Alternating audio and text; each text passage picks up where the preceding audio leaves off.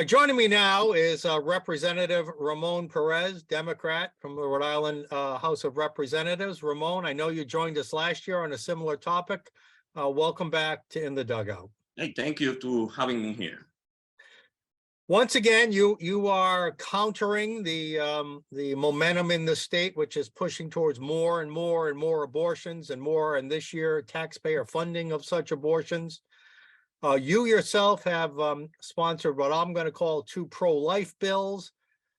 Tell us about first Bill 5047, which I'm showing right now, which is the Born Alive Infant Protection Act. Okay, the two bills are similar, and that happened in Congress as a federal law right now. If a woman is trying to not to have an abortion and the baby survive, the medical staff in the hospital had to help the baby to survive. And that came to be because that wasn't the case before. You know, if a woman went to the hospital and she wanted to have an abortion, they help her to have the abortion. Right. But if she don't want to have an abortion and she miscarried by anyway by accident or everything they can to save that baby, right? Yeah, the doctor usually let those babies die, and that was a big news in those days, and that's why the law come to be in a federal level. So I'm trying to the Rhode Island implement the same status. Okay. So if a baby's born alive, according to your bill, whether it was a miscarriage, whether it was premature, or whether it was from an abortion, your bill would say it is the obligation of the medical provider or the hospital to provide life-saving treatment. Is that correct? Regardless of how happened or why happened. All right, we're going to get to your personal story about this in a second. Now, there's another bill you sponsored. This one is called the Children Act relating to criminal offenses. In both cases, you've got multiple co-sponsors on these bills. What does H5228 do that's different from the Infant Born Alive Act? Well, it's like the name saying, it's criminalizing that the doctor failed to give help to the baby or to the infant. So this one says it would be a felony. Yes. All right, and it looks like it would apply to physicians, nurses, or other licensed personnel. All right, so you've got two bills out there that essentially would protect the life of young children. There's also some pro-abortion bills, if you want to call that, taxpayer funding of abortion that's going on as well. And I want to show you this bill. I talked about it in my comments a few minutes ago, but this is the bill that would force taxpayers to pay for abortions. And I can't believe they call it health care for children.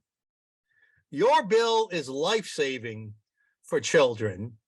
Their bill is death for children, babies in the womb, yet they call it health care for children. What do you say about that? Sadly to say, the Democrat right now, they supporting killing babies. If you say you are Democrat, you say it's like you saying that you're supporting killing babies. And the sad part, you're a Democrat by necessity. Okay. By necessity only. You know, in my district, I will win if I run as a Republican. That's why I run as a Democrat, but I keep my mind open to the Republican side, you know, or the okay. All right, so back to how the Democrat Party feels about all this. And that's the sad part. That bill have more potential of passing because the House right now under the Speaker is going too much to the left. And the people they are in the leadership position with the Speaker Shekarchi are progressive,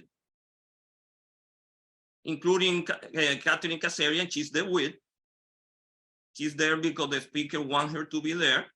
Ramone, Rep Perez, you were there back when it was Speaker Mattiello, correct? You were there as well back Yes. then, right?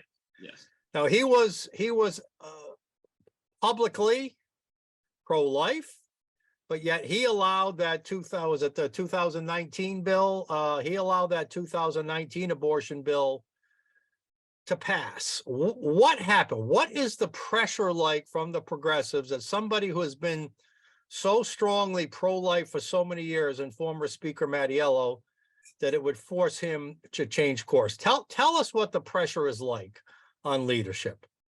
Well, let me tell you something. Something that really caused the Speaker Mattiello to lose that election was because of that. Because you cannot say that you are pro-life when you live in a district that's more Republican than, you know, the history about he represents a district that's more Republican at that time. Yeah, Barbara Ann Fenton Fung beat him right after that. Yep. And that was one of the reasons, because the speaker decide who bills go to the floor. And if the speaker put one bill to go to the floor, it's because he's expecting the people or his people to vote for that bill. And if you go against the speaker, you know how it is, that you don't get anything that you might want in the House. Rep Perez, similar to that, does the progressive left, the progressives, do they basically own and run the Democrats in the General Assembly? Yes, yes. And the thing is, the moral status right now, if you go against them, or you say that you are, for example, I'm pro-life, they are pro-choice, the moral status right now is that you are wrong because you are with them. And those people, they really go out, you know? And that's why most of the people are scared of saying publicly, oh, I'm supporting the pro-life bill. Just because they're scared. You got a number of co-sponsors who we should call out by name here on your bill. Let me go up here and then show. So on your primary bill here, you have yourself, Representative Camille Vella Wilkinson, Representative Constantino, and Representative Cardillo. How strongly in support are they of this legislation with you? Yeah, they are really 100% on. But if you see the names, they are there, most of them really, I can say they are not in good standing with the leadership position. And Ray Hall is with you as well. So you've got some, these aren't newbies. These are, like you said, some of these people are in leadership. They already know how to handle their district, and maybe they're not scared. Like most of the people, you know, when I went to submit the bill, I went around to the floor asking for sponsors. And most of them say, I'm pro-life, but I can sign it right now because I don't want to be against them. Right.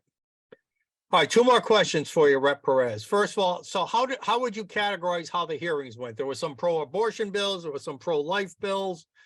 I imagine there were a lot of people, a lot of passions.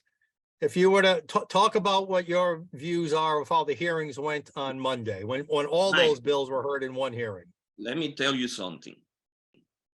The bills are decided in the third floor of the State House. It's nothing to do with the hearings. You can have a bill with 1,000 people supporting the bill. Nobody against the bill. But if the speaker don't like the bill, that's not gonna go anywhere. So isn't that true? Isn't that true? Yeah, we know that it's really not a democratic process. It's a top-down leadership process. But just so people can get a feel, would you say that the pro-life crowd there was equal to, larger than, or smaller than the pro-abortion crowd there? I think there was 50-50.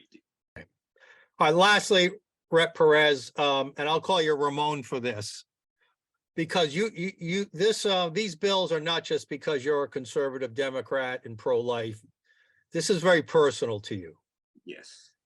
You had a tragedy in your life with your family directly related to this. Please tell us that story. Well, my wife was pregnant and she was 2 weeks short of the liability delivery, like the doctor said. So she started miscarrying, she brought water. We went to the hospital, you know, we've been trying to have a baby for a long time. And I think that was the closest time that we ever get to have a baby. And basically we went to a woman and infant, and they refused to help her. They say she's 2 weeks So short. the baby was born early. Let me get today, not 2 weeks. It was like 3 days, 3 days now, I remember. 3 days short of the liability. 3 days, not 2 weeks, 3 days. And she started miscarrying. The baby came to be alive. And I saw like 3 or 4 doctors and like a bunch of nurses standing there. And I saw my baby gasping, trying to breathe. And I say, hey, why you don't doing anything? Do something, look. Oh, he's gonna die anyway.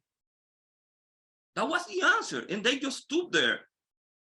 And they say, you know, if the baby, my wife want to have the baby.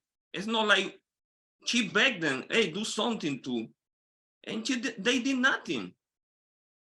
And they say, oh, if the baby is supposed to be an abortion, we could help it. But because she want to have the baby, it's nothing that we can do because the baby gonna die anyway.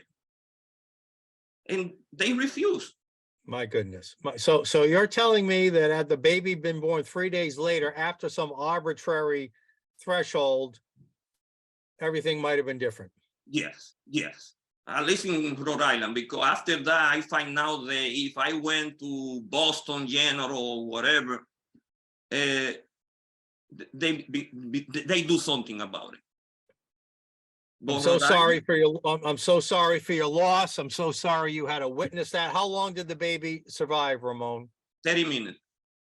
30 minutes. And I had And to it see just- my baby gasping for air, all the doctors around doing nothing for 30 minutes.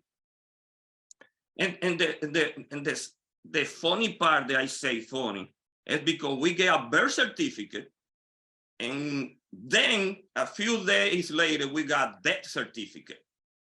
Yeah.